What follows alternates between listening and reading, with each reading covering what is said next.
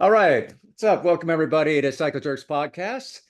I'm joined as always with my what did I say last time? Riding shotgun. Oh, You're gonna be the trusty co-pilot this week. Dave oh, Dalton. Yes. Dave, how Goose, are you? Goose and Maverick. Goose and Maverick. I don't know. Neither one of us, that's for sure. Yeah. Yeah. And I'm doing great. Doing great. good. And we're very pleased to be joined by someone that I think is one of the most fun people to be around.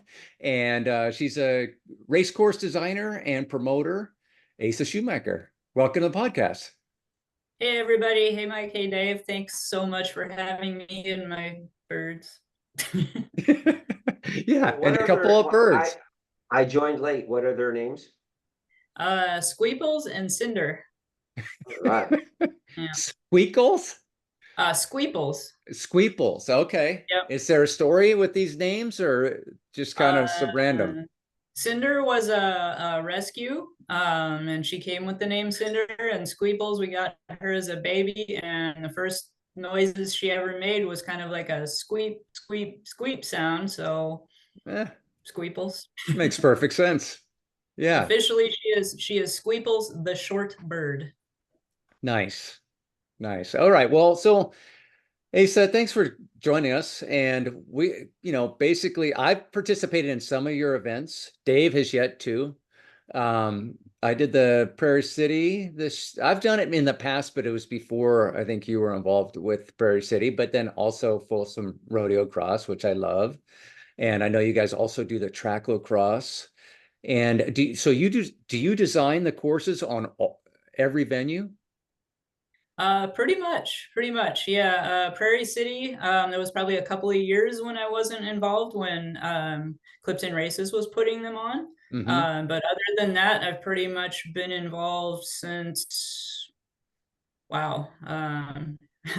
Okay, Prairie City will have been around 30 years this coming next year. Okay.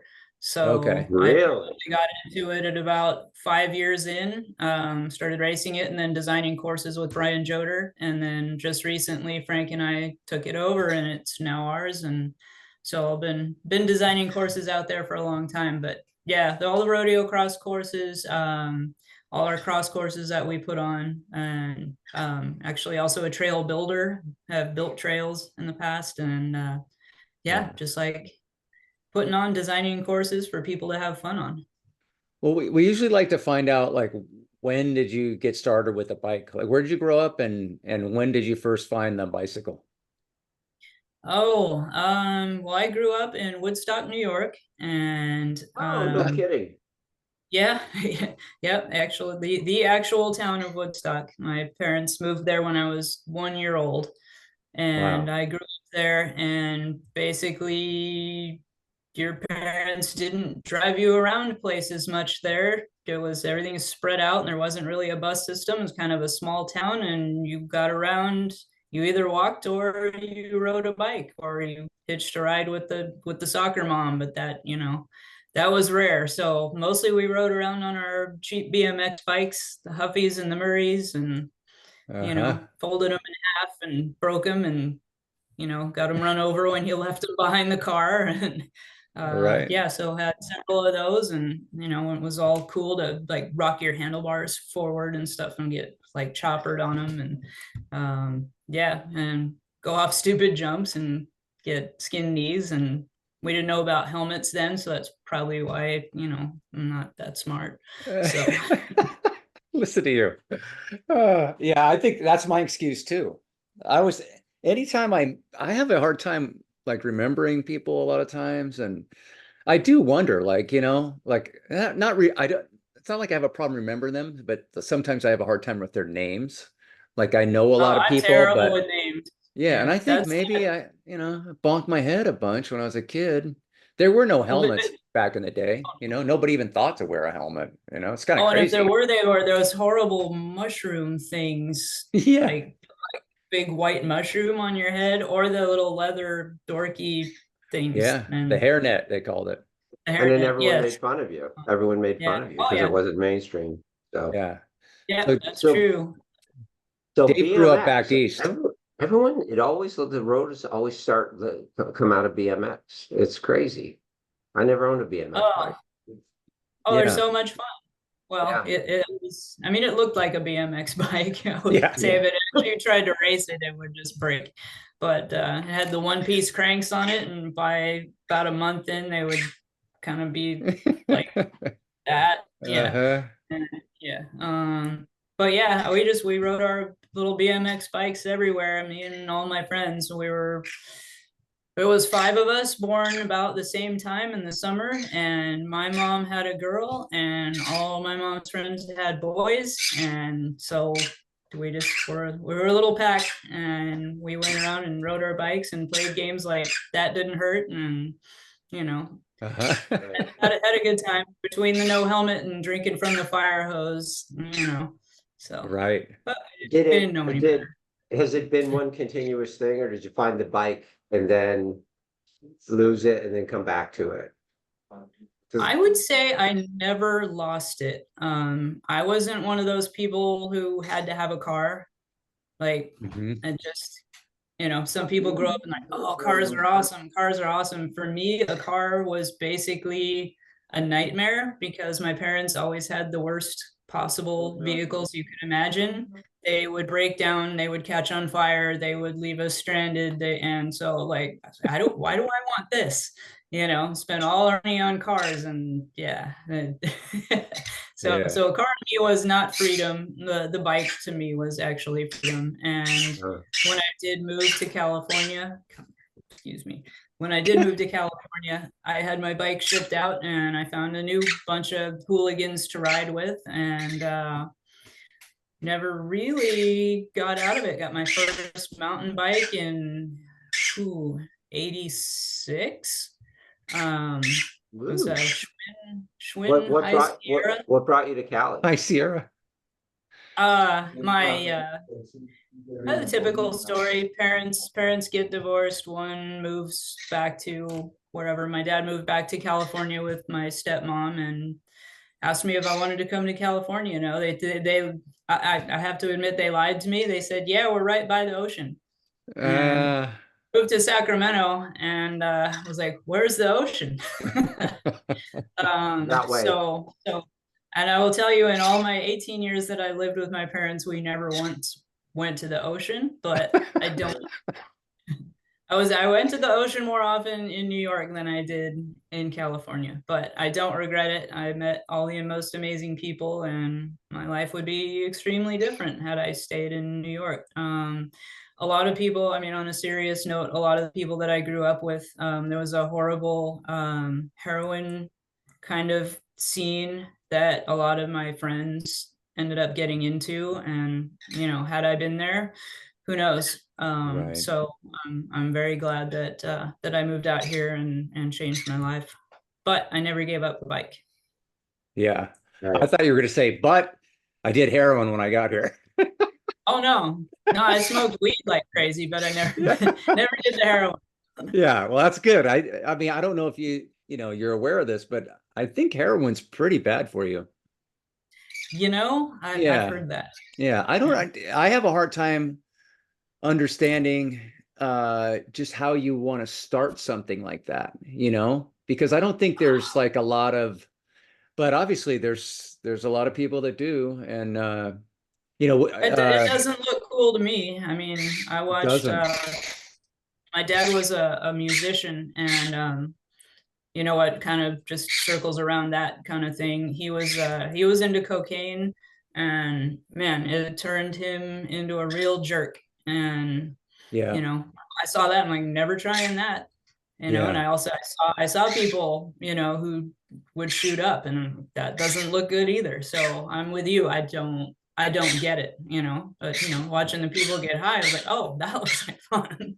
yeah, I get that, but the other things, the stuff that just turns you into an idiot, yeah, don't need it. Yeah, right. I think part of it that may have saved you is it's what and I know this is about bikes and not heroin, but it is anecdotally, I have no evidence to back this up, but you just see this as a recurring thing in small towns like that when there's little or nothing else to do and little prospect of ever leaving that town. That happens a lot. They have a huge drug problem up in like the Truckee area as well, because it's, that's, this is what people, this is a small town. They're not getting out. It's not a vacation spot for them. And it was small town. My grandmother's small town in New Hampshire, same thing. The kids that I used to play with in the summer, same problem, right? So Yeah, absolutely. And Woodstock is about 100 miles north of New York City, and lots of bad things make their way up from the city. It was an amazing place to grow up. I would not change a thing. When we were kids, everything was golden, and we ran around. There was no, you didn't worry about crime. You didn't worry about getting kidnapped. You didn't worry about any of those things. I mean, I had a small town childhood, and man, I wouldn't trade it for anything. It's that meme you see where it's like, oh, your mom thought you were going around the block to see your friends when you were like 40 miles away on your bike. Yeah. Right. Well, it sounds like you had a good crew. You had the 4 friends or more that were all into bikes, and you just hop on your bike and go have an adventure every day.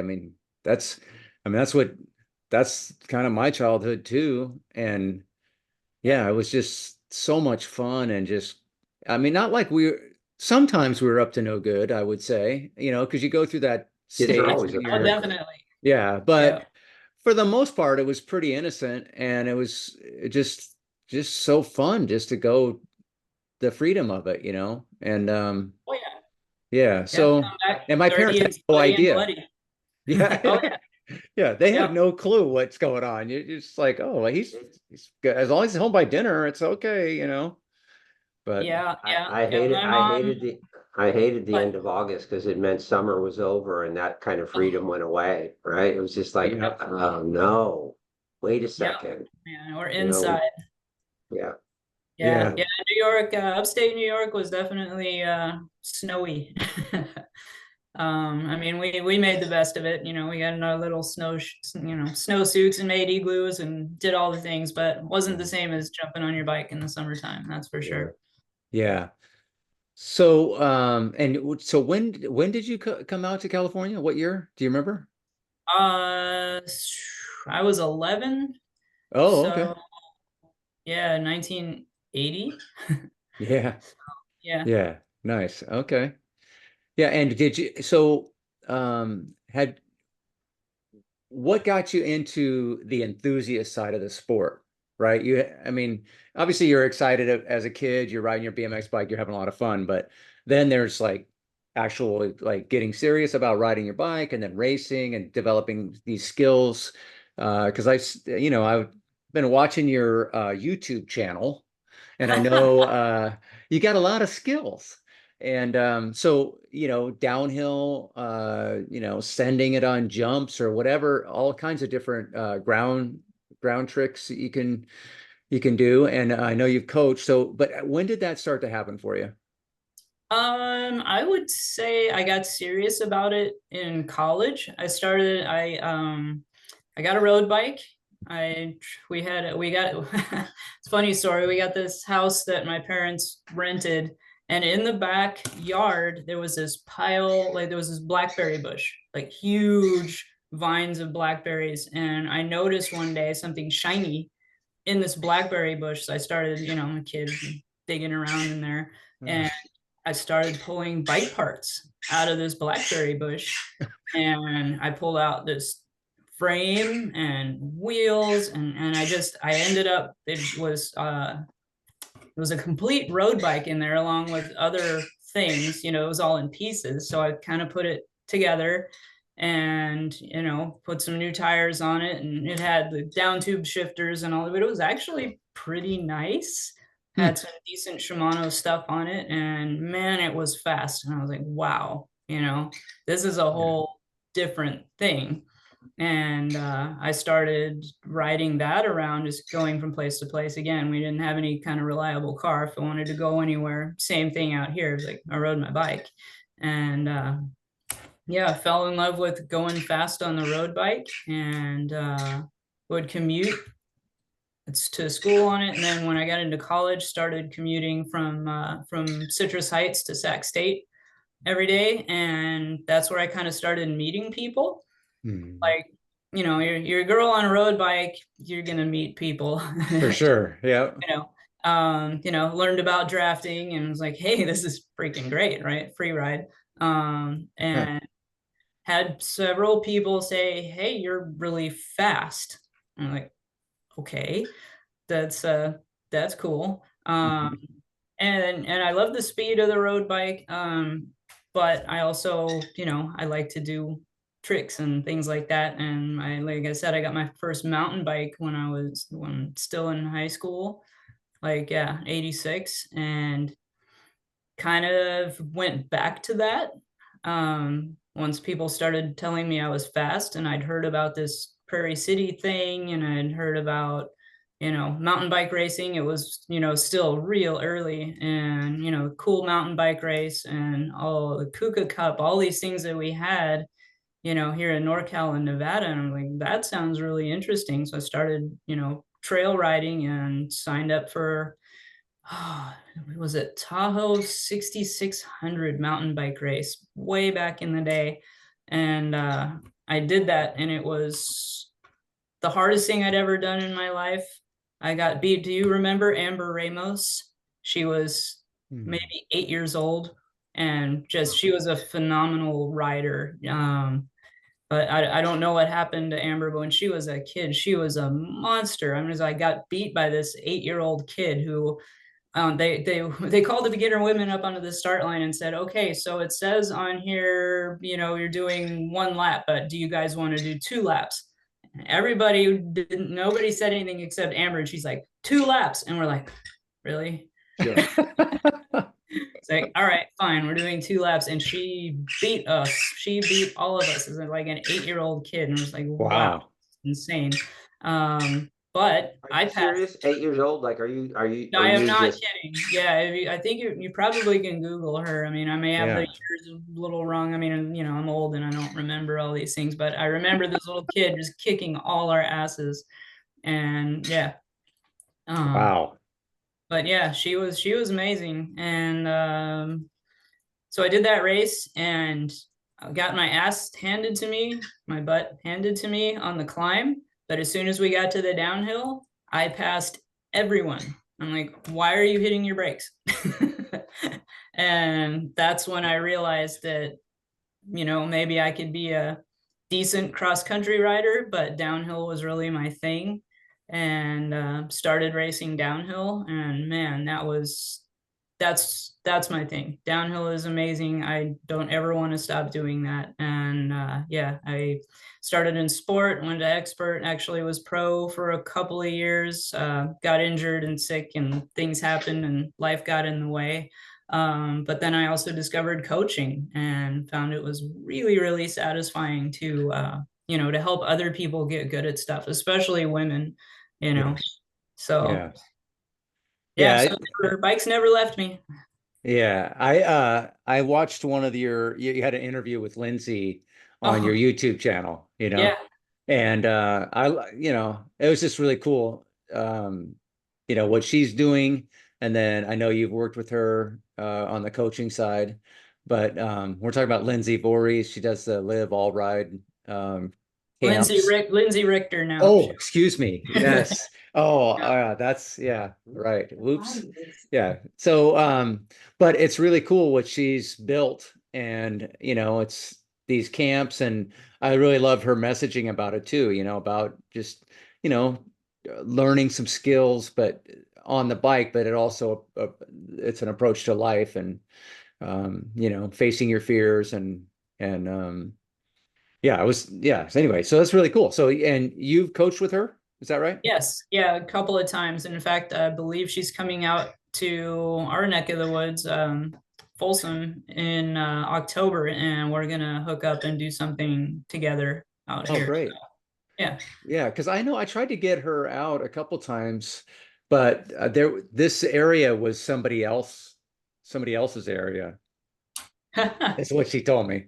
Oh, And okay. she said, I don't want to step on anybody's toes, and so we were never able to really put it together. But But yeah, that's cool. So in October. Mhm. Wow. Okay. Well, we'll be in touch. So maybe we'll get her out to Rodeoccross maybe. Oh yeah, no, we talked about that. So yeah, she needs to be here for Rodeoccross. She's never seen it, so Yeah. We got to that'll get be Dave fun. out there too. But yeah, I'll be back. I think I'll go this year. I sort of had the racing bug coming back. So Well, All right. I'm sure Mike has told you all about it. It's Rodeoccross is yeah, pretty special. It's yeah. special. Yeah, for sure.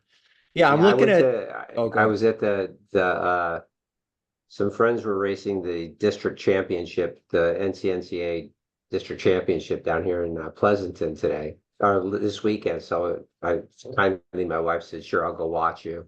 And I haven't raced in a long time, and we're sitting down there, and I was looking at blasting music, and I heard the Peloton go by, and I heard the whir of Oh, wheels, and I hey. go, "Did you hear that sound?" And she goes, "I'm in trouble, aren't I?" I go, "What do you mean?" She goes, "You're gonna race again, aren't you?" And I went, "Yeah, probably." Uh-huh. Uh-huh. So, Yeah. anyways, Well, so racing bikes is fun. yeah, Racing bikes is super fun. Yeah, yeah. for sure. Yeah, well, Now, how much downhill do you do? Because if you're, I mean, do you still ride downhill, I or do. I or is it still ride downhill. I go to North Star a bunch. okay? Pretty much every summer. Bird. All right, there she is. Every summer we go to Whistler Mountain Bike Park for a week and do a thing called Summer Gravity Camp. That's run by Andrew Shandro. oh, cool. Okay. I've been, I think, 10 times to his camp. I tell people if you want to go to Whistler and want some coaching, it's the best way to do it. It's not cheap, but the value is amazing because you can do, uh, lodging, food like breakfast and lunch, lift tickets, coaching by these amazing, professional coaches, including Andrew Shandro. I mean, just riding with Shandro is, Right. yeah, Worth the price of yeah, admission. we're totally Yeah. worth the price of admission. And yeah, so I got Frank doing that now. This will be, well, we're not going to go this year. Things are a little different this summer, but we'll be back next year. And Frank has gone from being a cyclocross rider to basically learning how to do big tabletops now because of me. And, yeah. Well, I grew up racing BMX, and then I was into dirt jumping, and I always tell people if you're in your 40s and you never jumped a bike, don't even start. That's what I tell people. Well, Because don't tell Frank. I know. Too late. Yeah. Too late. Yeah, I've just seen it so many times where, it's something, there's an evolution to it, right? A process where as a young person, you're kind of developing these skills and you don't even know where you're going with the skills. And then next thing you know, you're jumping off a curb. And then next thing you know, oh, you got a ramp. And then next thing it's some dirt jump. And there's like this really slow progression that may take place over years where you're really honing your skills. And now somebody can just buy a mountain bike, go to the bike park, and just Mhm. jack themselves up real quick. Oh yeah. No, Yeah. I tell people if they want to learn to jump that they need a coach. Yeah. Yeah. So So at least he's going and he's there's safe ways to learn to jump for sure. absolutely. And that's great that he's got you to help him with those skills. Even though cyclocross, that's in the dirt and you got dirt skills, Oh but yeah. actual downhilling is something totally different. The speed, the technical terrain, the things that you encounter while you're on those downhill trails, it's just a completely different animal. And Yeah. Yeah, it yeah. absolutely is. And I would say for me the difference between like cross, and downhilling, even just road biking and mountain biking is um the amount of time that you spend out of the saddle. Hmm. Like I see beginner mountain bikers, and their butt is planted on the saddle and their knees are clamped to the top tube, and it's like Okay, you're gonna have to completely unlearn that, right? Yep. I spend most of my time, especially on a downhill bike, out of the saddle. And if you're not used to it, man, your legs will burn. Oh man. But Yep. but yeah, that's the biggest difference, and that's the easiest way for me to tell a rookie from somebody who knows what they're doing. It's interesting you say that because it's not unlike the conversation we had before we started recording. Like people don't necessarily do the research in terms of buying the pets, right? And so, and I see that, and I'm all like Mike said, to jump, don't do it unless you've got a coach, right? And I Yeah, see it. I'm thrilled that there's so many kids, and I see it all the time up at the school I'm teaching at, right? They've got these, they show me pictures of the mountain bikes that they're buying and all this other stuff, and they really don't know what they're getting, right? And then they're right. talking about sea otter, and they're doing all these things, and I don't, many of them, some of them are on the high school mountain bike team, but that's not really teaching them about downhill skills and jumping. And these kids, I don't, sometimes it's awesome that they're on finding the bike, but I think that they want to go to Mach 7 right away. And I don't think they want that progression of this is a skill. You've got to learn that if you want to safely do it, right? Yep, Yeah. absolutely. And there's, man, yeah, my husband has been working with NICA, the high school teams and the high school league, and it's amazing. Some of the kids are so good and so talented. They obviously maybe started in BMX or could, have those skills. And then you have everything from that guy to, a kid who's basically barely riding a bike, and they're out there riding on the same course, which is awesome because the kids see, they see that and they can learn from each other, and they ride with these faster people. And sometimes I think the coaches are in a little bit over their heads. They're wonderful and they have great intentions, but they don't know how to actually coach a child as far as skills. Uh, Mhm. so that's kind of one thing I see with that. But man, it's just amazing to see so many kids on the bikes. I went to a few of the races, and it's unbelievable. I mean, we need to keep this going. So, man, Yeah. Yeah, absolutely. having some professional coaching in there, I think that's a really great market to tap into. And of course, it's a lot of fun. You get to work with kids because nobody learns faster than kids. You know, Yeah. Right. it's it's yeah, they can go from here to off the chart in within weeks. It's amazing. Yeah. Well, and they're generally pretty fearless. I mean, it's a generality, but a lot of the kids, you know, Well, they haven't in my broke their femur experience, yet. yeah, that's right. Or seen it happen, Yeah. So Yep. yeah. You told me to Google Amber Ramos. So I Did you did. find her? Yes. Holy smokes. Right? Yeah. At Yeah, a, I raced her in my first mountain bike race ever. yeah. I'm That's lucky I kept riding. that's wild, right? Yeah. Yeah. And how old were you? She was 8 and you were. Geez, I was early 20s. Yeah. Well, don't feel bad because this gal, at her first Downeyville Classic, she beat 80% of the men and Yeah, all the female entries, and I think she was 14. yeah. I think she got the I think at that race they had a hill climb award. Whoever got to the top of Packer's Saddle first uh, Yep. won an award, and I think she got it, if I remember correctly. Um, Yep. yeah, she was a phenomenon. She really was. I wonder what happened, I have no idea. because yeah. Oh well, I'm sure if I kept reading, but I Yeah, was let's get right to it. What is just Amber letting you know, doing now? Asa. You told me to Google it. I did it. So, Yeah, but hold on, back what up. else you want me to do? What is Amber doing now? Okay, well, all right. Well, that might Because require. Ace is still into it, Yeah, absolutely. Right. She right? burned out. She rode across at 11. She rode across Nevada, 500 miles at 11 years old. She did it in 5 days. Yeah, Just she she's was. she's a wild one. Yep. Yeah. So Amber Ramos, if you're out there, props to you. Yeah, Yeah, and absolutely. I want to race you again. Down, Yes. Yes. down, Come to down. Rodeoccross. Oh, downhill. Okay. Yeah. All right. downhill. So So it's interesting though, but I think this is like, that's why I asked that question. Because what's really cool is that here you are still into it, right? And who knows what Amber's doing now? Maybe she is. But I actually spoke with a woman today who is a teacher, and I was subbing with her. She used to be a national champion.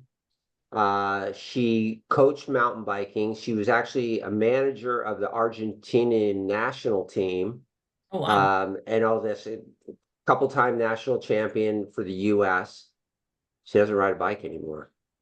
And Wow. and I'm like, so I guess, and I'm not being critical. She's gone off. She like whitewater rafts and bike and backpacks and hikes and all that other stuff. But I'm like, how do you go from having it be your life to just like kind of giving it up? It's kind of weird. And so I don't know where Amber is now, but here you are after all these years, and you're just getting deeper and deeper into it, right?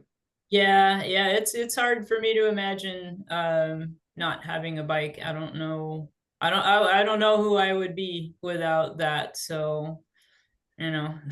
Yeah, no, and well, I think that's where I was going. Like, okay, she says she sort of got burnt out, and I'm like, yeah, I just don't know what would I do.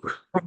well, You I know, know. I think I understand taking a break. I took a break from racing when I had some things happen and kind of took a break from the bike scene for a little while. oh, Some stuff kind of got uncomfortable, but I realized at the end of it that I cannot not be in the cycling community, so I came back. yeah.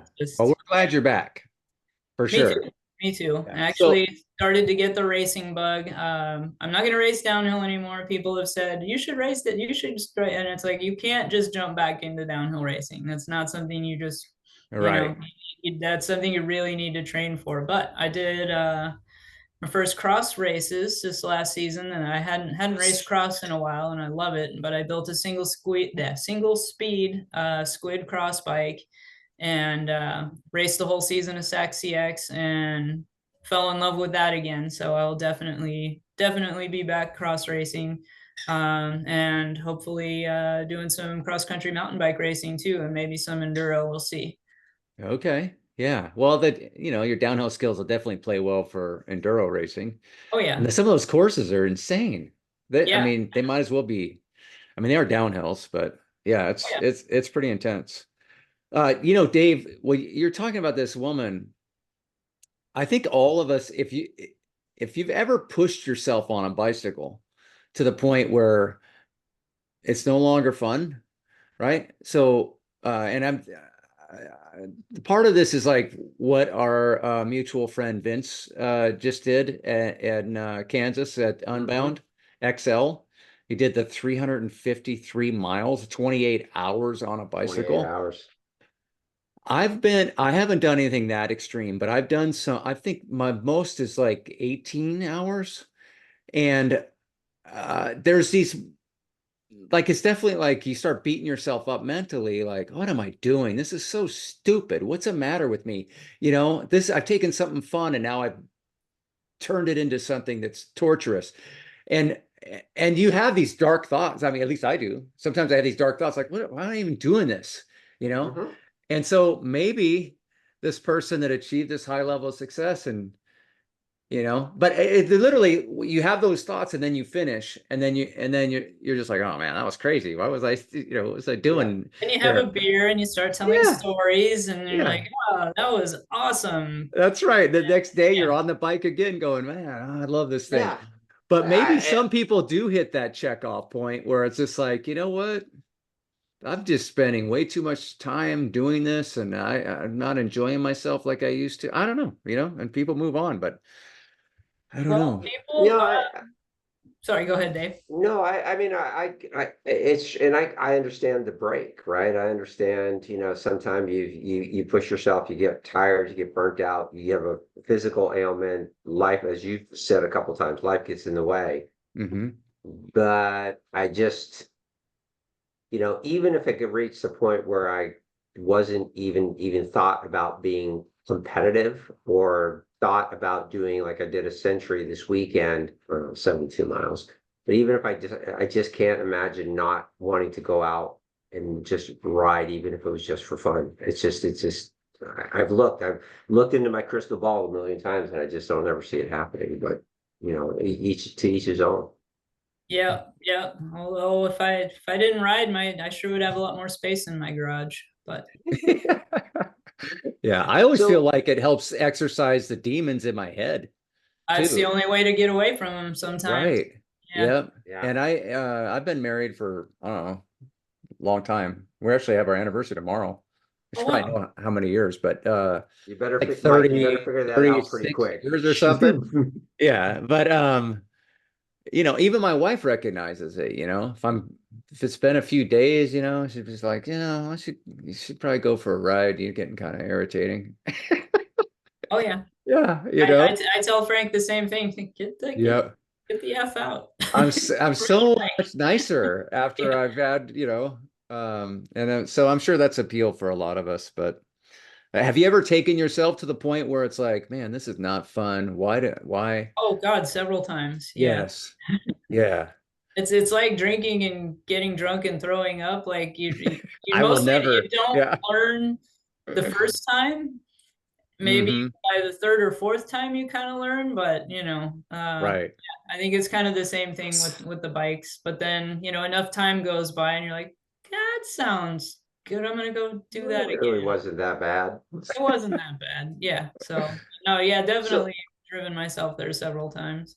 Yeah. so, I'm jumping ahead, but I just want to make sure we cover all this in the time that we have. So, what is I mean, I'm listening to you. I'm kind of tired just listening to you talk, right? You organize races, you race, you go to Whistler, and like You forgot coaching.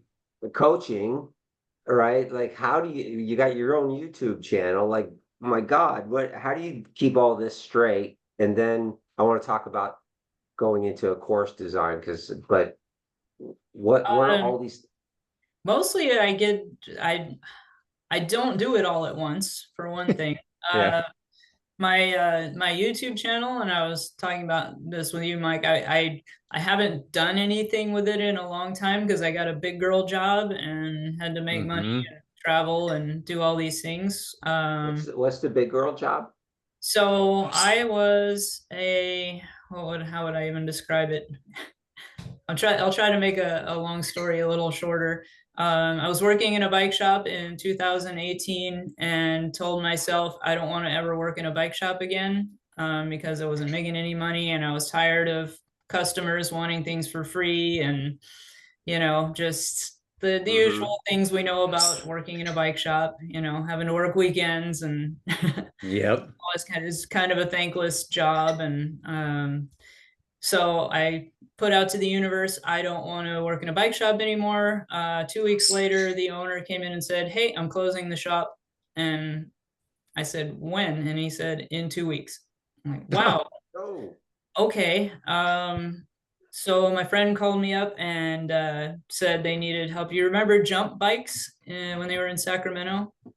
The mm, ride share, like Oh, yeah. ride share jump bikes. And Hmm. he got me a job there as a head mechanic, and I was like, crap, I'm in a bike shop again. But the difference mm, was is Jump was owned by Uber.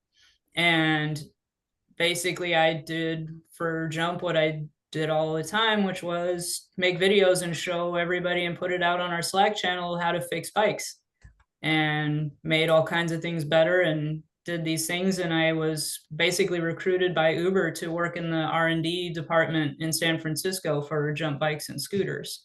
Huh. Um, so I went from being a bike mechanic to being an engineering technician, which is, I would say, a triple in salary. Yeah. Nice. um, but I had to basically live in San Francisco. I would go to San Francisco, sleep on couches, work at this most amazing high tech building in the middle of San Francisco, which I'd never experienced. But it was, people talk about the tech world and the tech bros, and it was like, wow, I am now a tech bra. I, Sure. so yeah, I just, was working at the kind of place where, like, I don't know who has the better lunch, Google or Uber, right? You're on these Yep.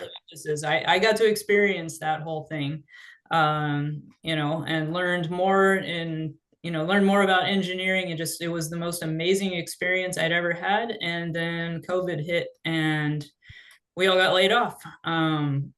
But then I got hired by Spin, basically doing the same thing. They're rideshare scooters.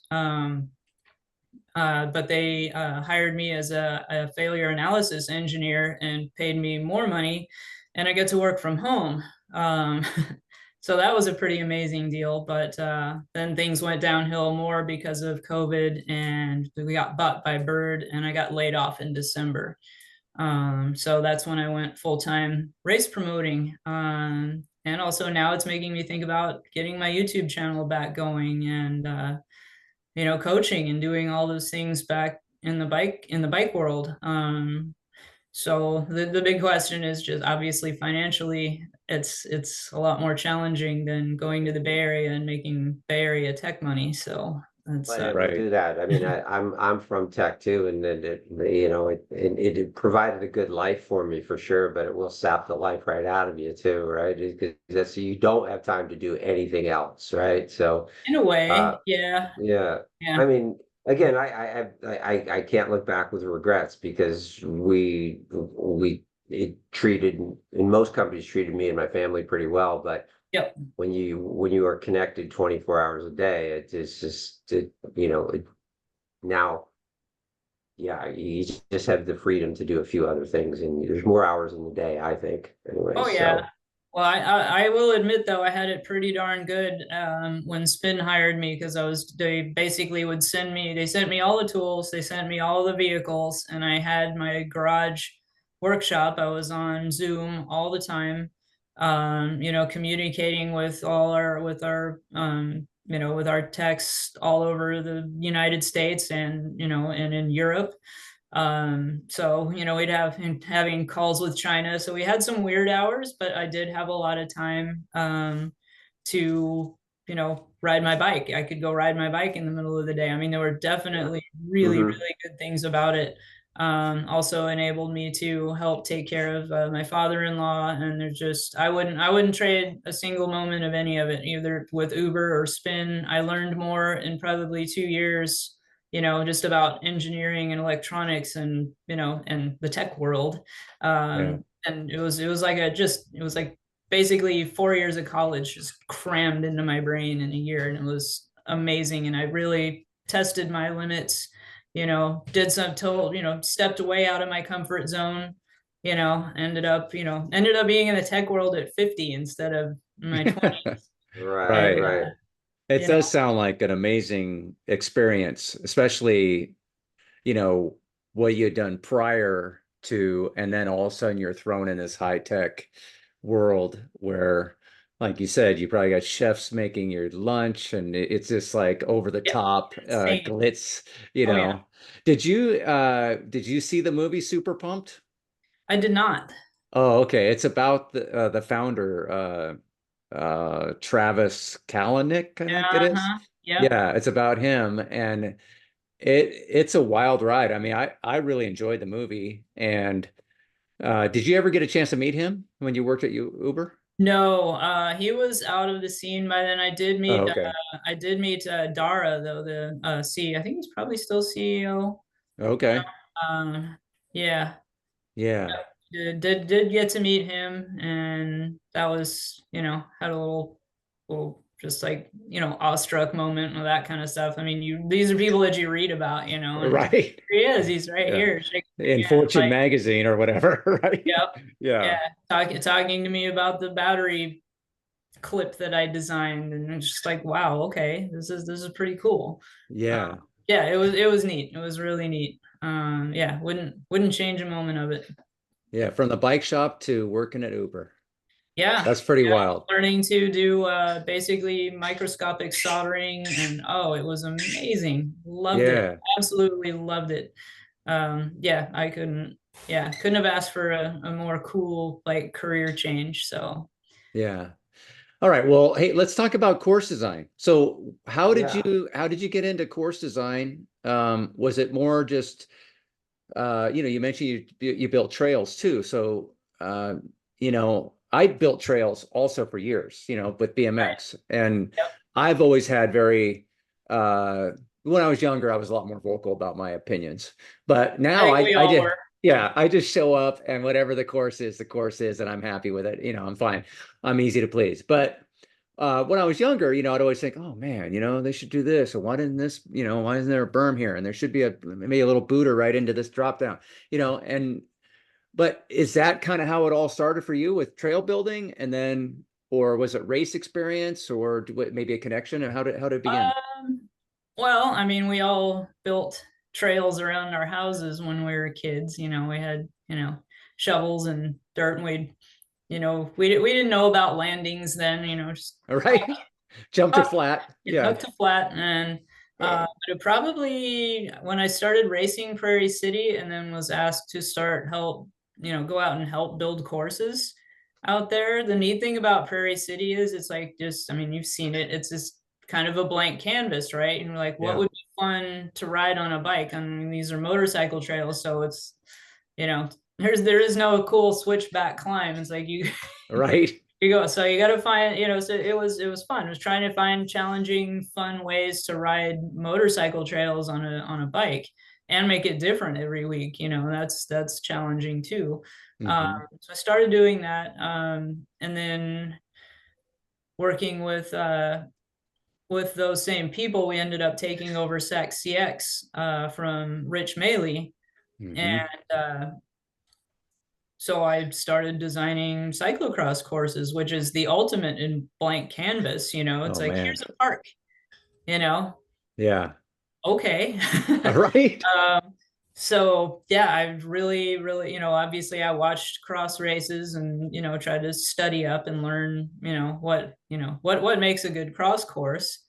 And just, man, it was challenging just trying to figure it out the first time, because you got to think about, you got two sides of the tape. You got, there is no trail, in general. And I think, oh man, yes, designed, yeah, all of those Sac CX courses, and we started doing Folsom Rodeoccross way back in the day. I can't even tell you what year that was.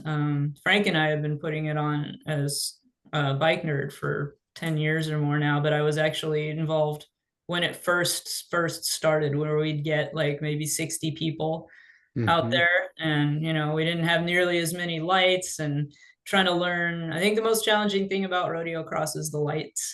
Learning, you have to design a course around where you can put lights, so it's a whole different level, like, of 3D thinking. um, Hmm.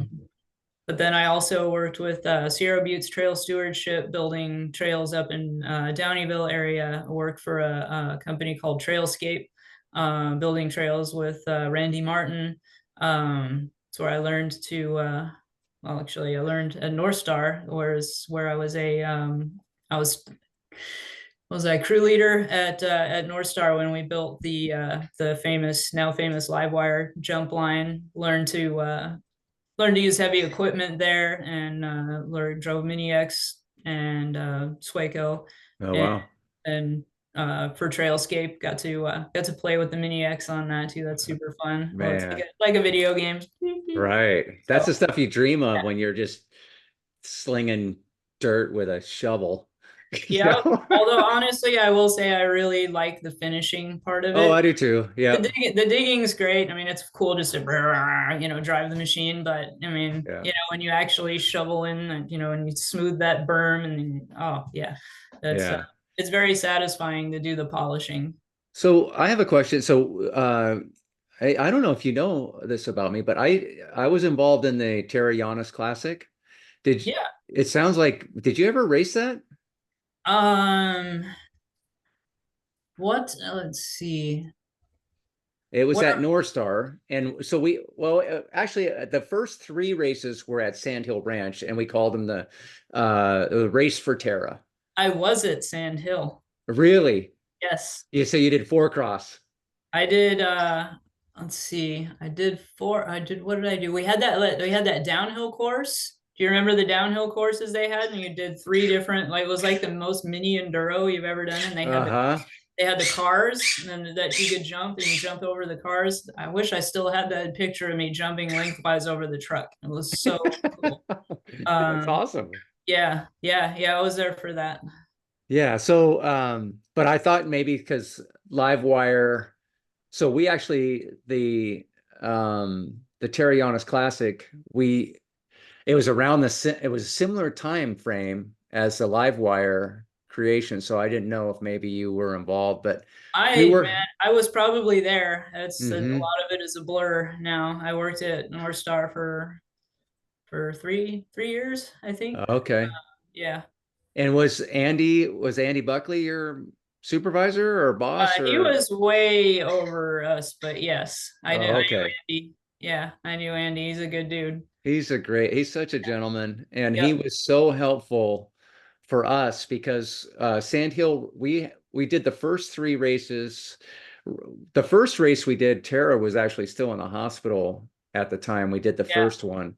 And but Phil and oh shoot, I forget his wife's name, but they were, I think Renee, Phil and Renee they weren't sure if they were gonna lose that property. There was some kind of Yeah, I stipulation with the remember that. property. Yeah. Yeah, and he said, "Look, you can promote it, and if we still have it, of course, we'd love to have you guys here. But if not, and at the time, Giant had a relationship with North Star. We were providing all the bikes for demo, and we had signage on the mountain and stuff, and so we had a little bit of a relationship. And I just happened to mention it to Andy one day, and he was just like, "Oh, bring it up to North Star." And Nice. what a great move that was, Yep, because absolutely. the infrastructure, all the stuff, and North Star was so generous to us, and all that. And Andy was kind of the guy behind all. But everybody, literally everybody associated with North Star was so awesome to deal with, just complete professionals. And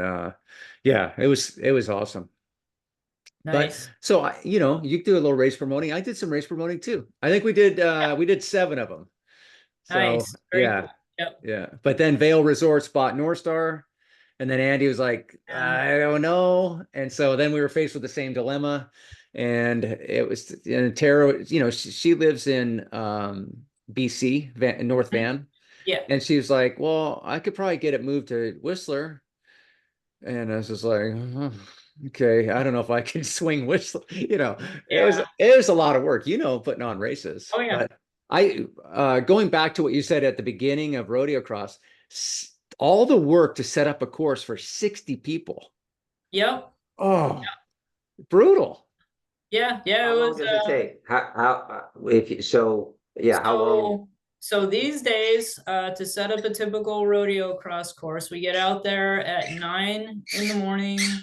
Um, and depending on how many volunteers we have, the course is ready for pre-ride by about 4:30. So yeah, that many hours. Yeah. Um, and then yeah, Then tearing you, it down is usually a couple hours, again, depending on how many people we have and how much drinking they're doing. Um, but yeah, it takes a long time. It's a long day. Just setting up a cross course is one thing. Setting up the lights is Right. that just makes it take, again, extra time.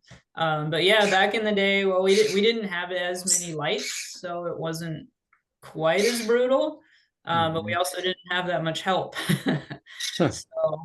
So it was still challenging, and the rodeo arena was very different back then. There used to be like bull stalls and stuff in the back. Like the whole thing wasn't open like it is now. And we used to ride we'd open the stalls up and connect and ride through the stalls. It was insane. We did some stuff that there's no way we could do now with the number of people that we have there. So Right. yeah, I can't even imagine like 350 people trying to ride through that maze that we used to have. So it was a very different beast.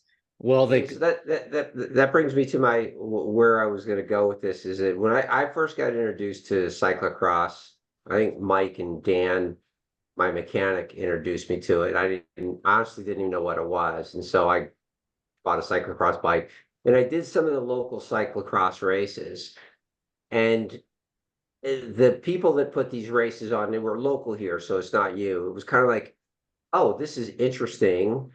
Wow, that's weird. And and then I finally went to I raced Cross Vegas and realized that the cyclocross courses in some of the local places bore no resemblance to what an actual cyclocross course was like, right? Yep. Like Yep. I'm going, well, where's the tree stump? You know, it was like, where is, it was Yeah. all this, and so and Cross Vegas was so clean and so well Cross, marked, yeah. and Cross so Vegas is very where do you, slick. yeah, where do Yeah. you fall? Is where do you fall into that category? And no, that wasn't one any better than the other. I just like, oh, this is two different Different. sports. Well, and and that's what I like about cyclocross, it's mixed surface riding, right? Then the mixed surface can be everything from mud, gravel, rocks, tree roots, whatever, to pavement, grass, you know, DG, dirt, anything. And it's basically whatever you have to work with, and every Mhm. venue is very different. Everybody sees different things. I love looking at other people's cross courses, seeing how they worked areas. Like when we would design a course at Lemby Park, it would be Lemby is a very traditional, lots of grass, lots of, there's even a like a volleyball net thing, so there's some sand, it's very classic cross course there. But if you go to somewhere, like Rodeoccross, where we have soccer fields, but then we have this, we have these trails through the woods and these dips and just bunch of mixed surface stuff. It's going to be a very different cross course than Las Vegas. Right, right. I prefer to do kind of fun things. Frank and I have a very fun centric approach to cross racing. Like we help put on Nutty Cross, which is basically racing through the orchard and then racing through the people sitting at their tables with the beers and through the goat pens and over over the little hills and dales and just having a live band playing while they're riding through. And then like we did a race last season at Laguna del Sol, which is a clothing optional resort, so you can imagine the kind of fun that was had there. We had a naked race. As far as the course goes, the course was pretty like traditional, lots of grass and stuff, but that's about where the traditional ended there. Frank tried to Focus talk about me that. into going to this Yeah. naked race, and he was talking about how fun it was. I'm like, yeah, I don't know if that's for me. Well, I mean, it was a regular cross race. The only naked race was the last race of the day, one lap. Everybody lines up and you go, and you got my awesome Barbie trophies. Oh, Barbie trophies? Yeah, I made custom Ken and Barbie trophies for the naked race winners out of lamps, so little LEDs coming up, and I'll show you a picture. But Okay. yeah, yeah, yeah, Kel won that. He crossed he actually won the A men's race, and for somewhere he beat everybody so bad he had time to take off his skin suit on the last lap and finish the race naked. Oh, geez. Yeah. But This is obviously very serious, highest level UCI World Cup qualifying events that you're running. right, yeah. Now Kind of where I was going. we have live DJs. I try to find fun, interesting course features that maybe not everyone will see. Yeah, that's one of the things I love about rodeo cross. And anybody that lives out here that hasn't been to rodeo cross, I'm probably pretty insufferable about it because it is so great. The courses are amazing. And the maze in that rodeo ground thing, it's like, I swear, The spiral of doom, yeah. yes, I'm either having dreams or nightmares about it. I can't remember. Yeah, it's like I just have this vision of like, I don't know, it was like a Batman when we were kids where they had the spinning Yeah, wheel with the like the thing on it, and it was like do do do do do do do. uh-huh. Yeah, there's like That's a the that music that plays in my head when I see that. Yeah.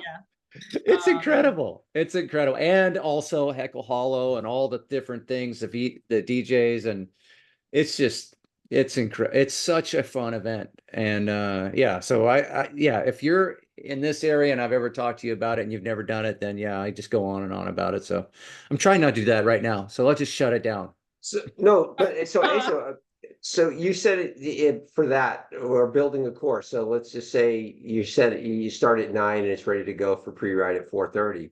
Yeah. That's the building, but you're the designer. Are you making it up as you go along, or have you spent time before that plotting it out on paper and saying, this is what I want to do tonight, or this is what I want to do on for Saturday? No, Or- basically what I do is when we get there at 9 and load up the trucks to go up the hill, because we start in Heckle Hollow. We start the setup in that area. And I basically go, okay, you guys unload the truck and I'm gonna take 15 minutes, nobody talk to me, and work out in my head where it's gonna go. I don't put anything on paper. I feel like that just takes more time than it's actually worth. Right. Because when I'm there, I can see it and visualize, and then I visualize where I want the course to go, and then I visualize where the lights need to go.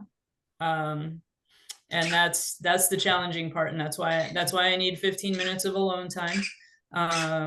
Just to work that stuff out in my head. Sometimes like the week before, I'll have an idea of what I want to do. I'll like see something that I never saw before and go, oh, we're gonna use that next week. But for the most part, I just go out there and wing it. I wing it. Mm-hmm. And would Yeah. that be the same thing for some like a more traditional course that you're laying out? Or would it be or Usually we'll go out the week before.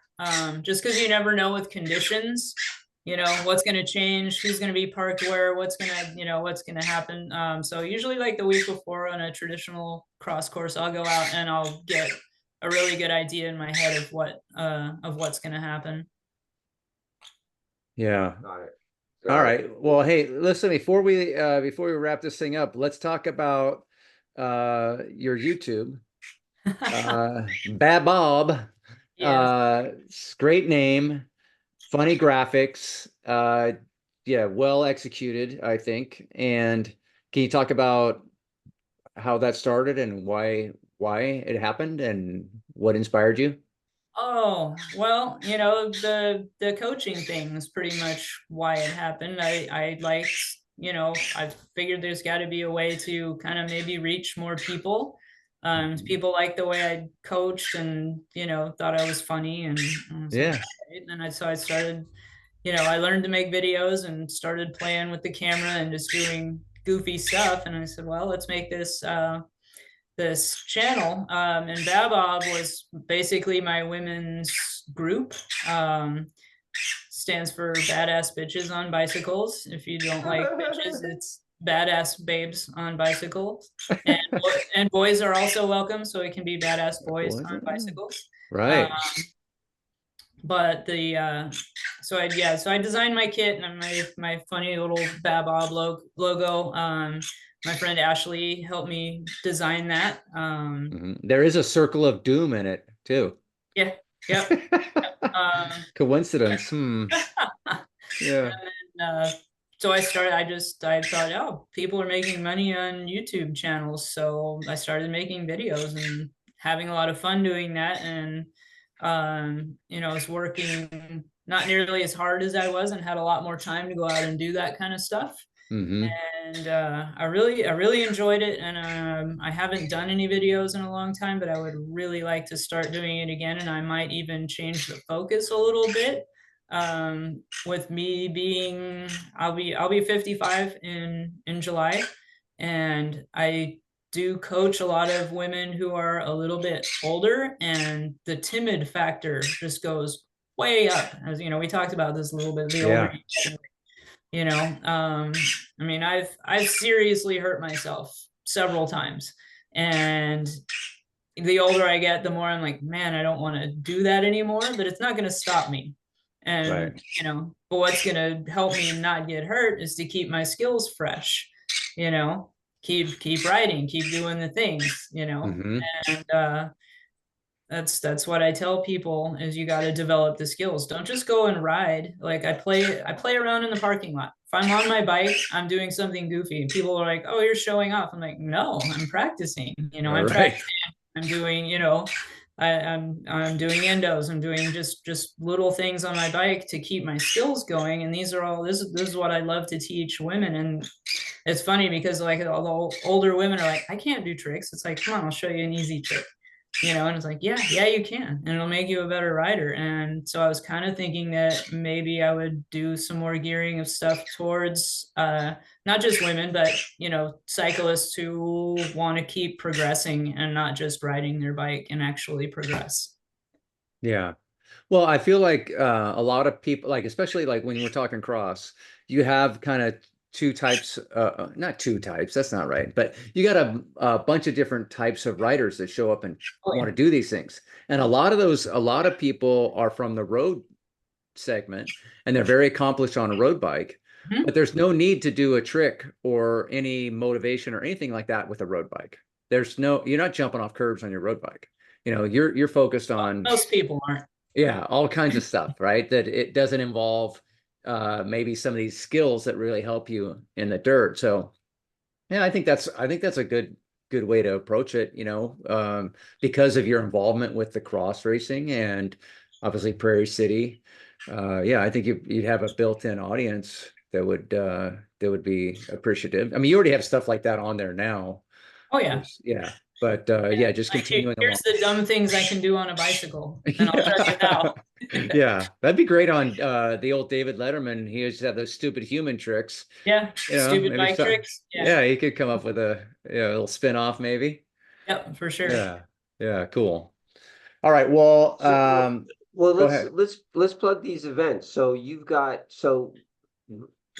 got Prairie City, we got Rodeoccross, we got, you mentioned track lacrosse. So where, when, names, and where would people find more info about it? Well, I will say we just put on track lacrosse worlds at the Folsom Rodeo grounds.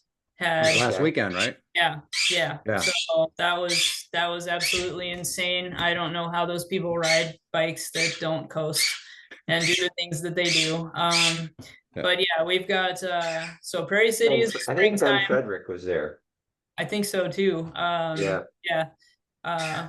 Prairie City is springtime mountain bike races, and they're $30. That's one of the things we pride ourselves on, is not raising the prices. We're doing our best to keep costs low and to keep we are we want everybody to be included, and we don't want price to be a barrier to that. And if we do have people that have financial issues with that, we always have several people who are backers of the race and will pay for people who cannot pay for their own race. Um, Super cool. yeah, and like Frank says, on his website, rodeo cross is cyclocross's gateway drug. So Uh-huh. yeah, we've had lots of people in their first cross races rodeo cross, and we're like, really? Okay. You're gonna Yep. be hooked now. Yeah. But we have we put on we help two other promoters do other cross races, Bariani and Nutty Cross, of course. But we're also putting together our own little series, and you're probably the first most public place to hear about this. Oh, okay. Breaking news. We got Laguna del Sol as venue. We have a new venue that we haven't announced yet. We're going to do our 100% best not to conflict with any other racing, so that people have their choice of doing all the fun things. Again, we're a little bit more fun focused, silly focused, not quite as serious. That's just that's our jam.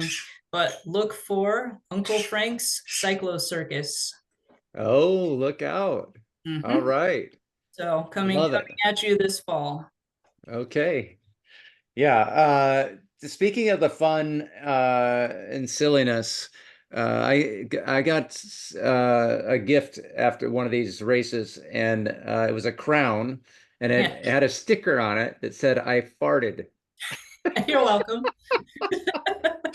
Yeah, it's one of my favorite ever race. Let's call it a trophy for lack of a better word.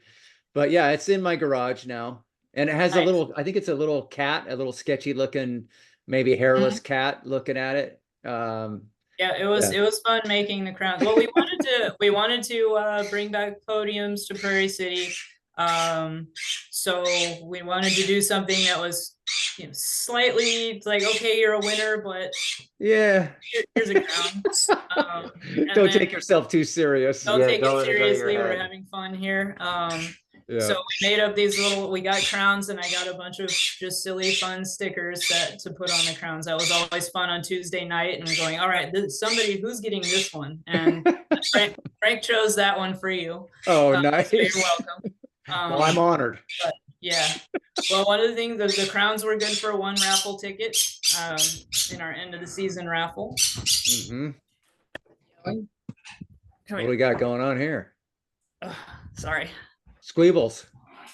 I think we're getting some of the Sqeables right now. Yeah. Or we were anyway. Yeah, they seem to like you Can moving you hear me around. now? Yeah. Okay, Yeah, sorry. sure. Bird was yelling.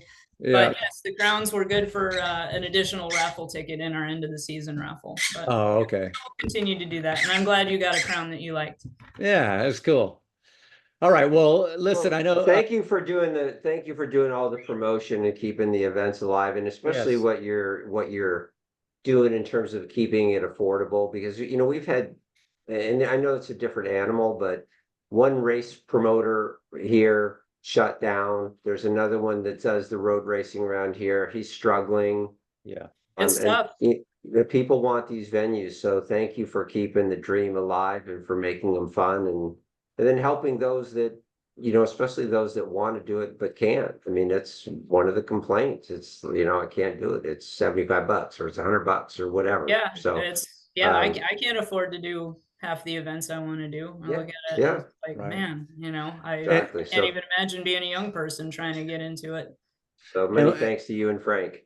yeah, and we should point out too, Mike's Bikes, they do cover entries for all juniors in Yes. rodeo cross, which Yep. And in that's, Prairie City. oh, and Prairie City too. 16 and under. If you are 16 and under, you race for free. That's Thanks to awesome. Mike's Bikes. Yeah.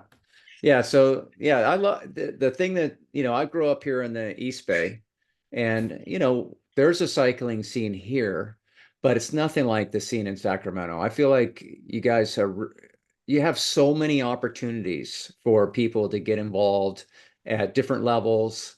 And yeah, it's just super cool, the bike scene in Sacramento. And you and Frank are both a huge part of that. And somebody that's, been around bike racing my whole life, I just have so much love and appreciation for, all the stuff that you put, all the effort you put into it, and you make it fun and exciting for people. And yeah, that's not always the case, not everywhere. It's really special in Sacramento. Sacramento is amazing. I mean, we do our best, and you have to, because there's some amazing promoters in this area. So everything's got to be top notch. We got Clifton, who was just a powerhouse. We got Yep. TBF, who's been here forever, and all of them put on amazing, high quality events. So and we're all different. We all offer a different flavor of fun. Yeah. So Yeah, yeah, we no have our doubt. flavor and they got theirs, and I think we all work together really well. Yeah. Awesome. All right. Well, we're gonna let you go. I would just want to thank you so much for making the time and joining us today. Dave, you got any parting thoughts? No, just thank you. Thank you very much.